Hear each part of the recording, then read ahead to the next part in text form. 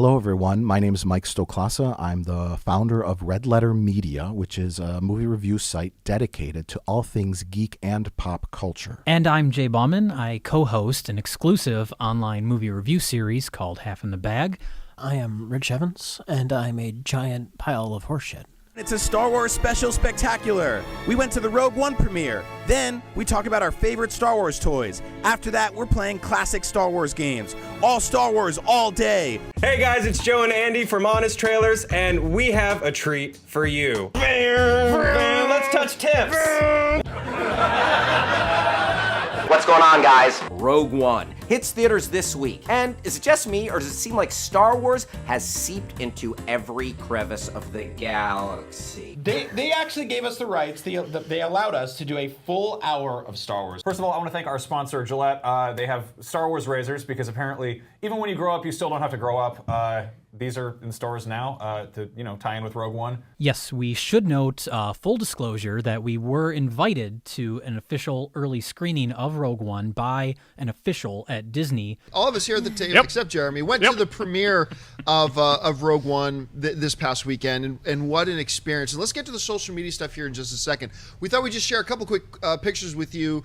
We got dolled up. We took the limo to go down, and there's Dennis and Perry and Wendy there in front of the same place where you just saw the cast. This was down at the red carpet. Ran into Kevin Feige down there. If you can't notice, that's a baby Groot hat that Kevin is wearing. Cool. Kevin, of course, is the president of Marvel Studios, so we got to hang out for a little bit. So he said he'd get us into an early screening of the movie as long as we gave it an overwhelmingly positive review. And I mean, how can you argue with that? You know, if they want a positive review, that's what they'll get. So Terry, you actually went and saw Rogue One already. You went to the premiere. I did go to the premiere. So this is why I said that I'm spoiled. I went to the Force Awakens premiere last year too. I know. Living that good life down in LA. What was funny, I've seen it twice already. I also went to a screening on the Disney lot. And for everything Star Wars, keep it here at IGN, and may the Force be with you. I know what that is! Some tweets that went out from a bunch of the people who were there with us at the theater. From our buddy Peter Soretta over at Slash Film, Star Wars fans will be very happy with Rogue One. It's fun, action-packed, doesn't feel neutered by reshoots. Donnie Yen and K2SO are standouts. Let's go with the next one here. Me! As much as I like The Force Awakens, yes, I like Rogue One even more. So it feels like a big party, sort of, right? It is. Like It absolutely folded around is. a movie premiere. interesting is, you're seeing it with the people who made this movie, right? Right, yeah. So These are the types of reactions, and I'm telling you, it's not like we just handpicked a couple of positive ones. These are the types of reactions we just handpicked. We seem to have a love of basically every movie that comes out with almost a blind automaton-like fanboy mentality. Yeah, it's true. It's true. We love movies. They're just supposed to be fun. Yeah, I mean, they're just for fun. Movies are just supposed to be fun. And really, that's what Rogue One is. Well, no, it's not. We don't get these. Look, we're YouTube nobodies, okay? So even though we were able to go last year, that experience of getting out and being there, you're like, oh yeah, we've done this before. I think you could go 100 times and you still feel like, wow. You guys who are like the biggest critics on earth that I know of, at least, especially in the Star Wars universe. And if you guys are liking it, then of course I'm gonna like it too. So. Well, let's get down to brass tacks here, people. Let's talk about Rogue One, a Star Wars story. We've seen it multiple times over the weekend. Not All me. of us. What? No, not once. Get out of here. I saw it twice. You're supposed to do that was your whole 2 homework. times. Good. Okay, here we go. Well, me personally, I loved this film.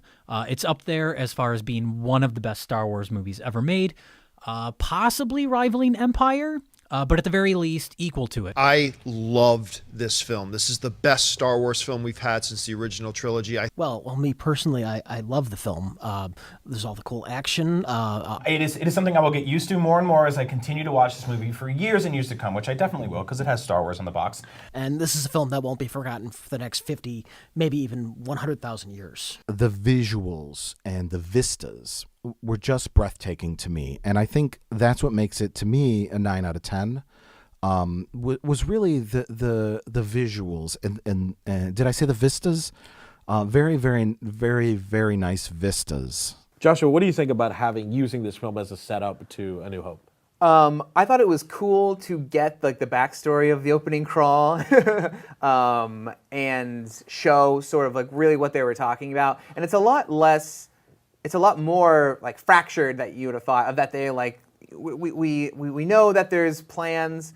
It's just a beacon of light, like a ray of hope, no pun intended. Oh, I see. A ray I see what you did there. from Force Awakens. Also, well, I liked it when it came out. Now it sucks. Make sure it takes place right around the era of the original trilogy. That way we will continue to get the same thing over and over. The TIE fighters, the X-Wings. Well, they stay close to the original timeline, but they still keep adding to the mythos because we have that new vehicle now. We now have the AT-ACT Walker. Yes, which is a totally different type of vehicle than the AT-ATs. I'm really glad they added that element. It adds a lot more layers to the Star Wars mythos. I don't feel like they like this Rogue One effectively like docked with a New Hope seamlessly. It doesn't fit seamlessly because it does take a little work on our part, the viewer, to make it fit. But yeah, it doesn't bother me. Like I'm like, yeah, it's kind of like, yeah, it gives them historical importance. It gives them importance. Yeah, it gives them like in the mythos what they did. They still keep adding to the mythos. It adds a lot more layers to the Star Wars mythos. I love this film. I think I've said that already, right? Yeah. Well, it bears repeating because me personally, I also really loved this film. And some of them say like, well, the characters weren't any fun. Like, like that you're supposed to want that. Like, you didn't connect. Like kind of like jargon, like terms. Yeah, it makes me wonder if these people have ever seen a war film before, because at no point in any war film do we care about any of the people. This is the first Star Wars movie ever really geared at adults. It earns that PG-13 rating. Well, I think you're overlooking the fact that the grittiness of this movie, that validates me as an adult who likes a children's fantasy series. I think that's what we needed now. I think, in this age of Donald Trump and terrorism, what people want is a dark Star Wars film. Doesn't feel neutered by reshoots. Reshooting almost 78% of the film. Some reports were up to 96% of the film was reshot. And I think those numbers are a little over-exaggerated. Doesn't feel neutered by reshoots. I'm going to go with maybe 1%. 1% reshoots. 5? Yeah, 5. 5's a safe number. But I think this is the first movie that's just like a pretty good Star Wars, and we're not used to that because we've had great and we've had not so great. And this is like a pretty good. And if we can get pretty good Star Wars for a long time, I'm really happy about that. I think Disney knows what the fans want. And the fans want Darth Vader hacking people to death with a lightsaber. Okay, Rich, did you love this film as well? Oh, me personally, I love this film. But I don't want to look like I loved it too much, so I'm going to give it an 8 out of 10. It's a far better film than The Force Awakens, which I gave a 9 out of 10. This isn't Star Wars because this just didn't feel like Star Wars. Some of it was jarring. I'm going 8 out of 10. The action and the tone and the vistas clearly outweigh the negatives, and so I'm going to give it a 11 out of 10. And Rogue One, it wears its flaws on its sleeve. It's like it's proud of them. It's a war film. That's one thing that people don't understand. I loved the war feel. They promised that we were going to get that. Yeah. We got that. I loved the way it tied into the entire, into episode 4. It's meant to be a war film. It's meant to accurately document what war is. But I thought what this film did so well is it gave us a gritty, dark war movie that we were promised. It's a shame that people feel the need to nitpick so much. Lack of story, lack of likable characters, lack of a satisfying conclusion. But that could be nitpicky. These are all just minor elements of a film. And we really need to focus more on the positive of a film, which is vistas and action. So, final thoughts on Star Wars Rogue One, a Star Wars story. I'm totally fine with it. It's not my new favorite Star Wars movie, but I saw it 3 times in 72 hours or whatever. Yeah. I saw it 3 times in 72 hours or whatever. Yeah. Like I said, it's great to watch. It's better to look at. Yep. And I have a ton of hope for what Disney's doing moving forward. So Yeah. Same. Well, that's all the time we have for the show today. We would like to thank our sponsor, Loot Crate. Loot Crate, every month they've got a great theme that they put together these packages. You get these crates, you open them up, you get a lot of nice trinkets and toys. It's awesome. A crate. It's an actual crate, and it's filled with cheap dollar store toys with your favorite logos on them. You know, Star Wars, Marvel, the geek culture, pop culture items that you crave. New box, really cool stuff every month. You feel like you're receiving a gift from nerd culture as a whole. That's what geek culture is. It's a sense of community. It's Darth Merle. Oh, you're not? That's the blue means he's a Jedi. Yeah, he stole it from a Jedi he murdered. Right. So all right, you're Jedi. Jedi Merle. I like Merle. this lightsaber. Did you just grab that by accident? It was sitting here. Obi They Merle said I had a Kenobi. lightsaber. Obi-Wan Merle. Obi Merle Kenobi. We figured we'd run down our 10 personal favorite Star Wars toys ever of all time, period. I'm really excited about this. What are you doing? So just recently for Rogue One, one of the cool things about that movie is it has ATSTs. It's got chicken walkers. They're back. So they built a brand new set, which is super cool. It shoots missiles. It comes with a bunch of little men.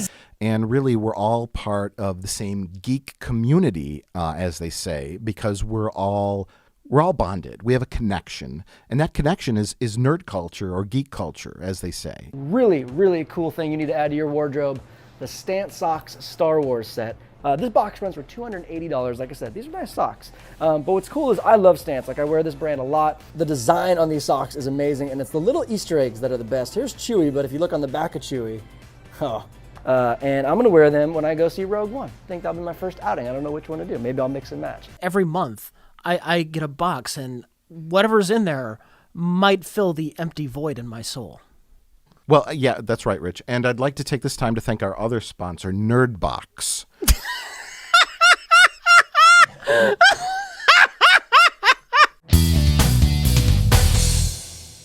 Here are the coolest Easter eggs, references, and pieces of trivia from Rogue One: A Star Wars Story. There's a glass of blue milk in the Urso home, just like Luke drank with his aunt. There's Dr. Cornelius Evazan and Ponda Baba. Ponda Babu. Who bump into You mean Jin and Cassian. C-3PO and R2-D2 are back as the rebels C-3PO and R2-D2 showed up, and I clapped. Jimmy Smits reprises his role as Basil Oregano, Princess Leia's non-biological father. Genevieve O'Reilly is back as young Mon Mothma, reprising her role in Mothma's Revenge back. of the Sith. During the Battle of Scarif, original Gold Leader This John is Dutch Gold Van Leader. Zandt We're and starting Red for the Leader target Garvin shaft Dave now. Price. Bye-bye.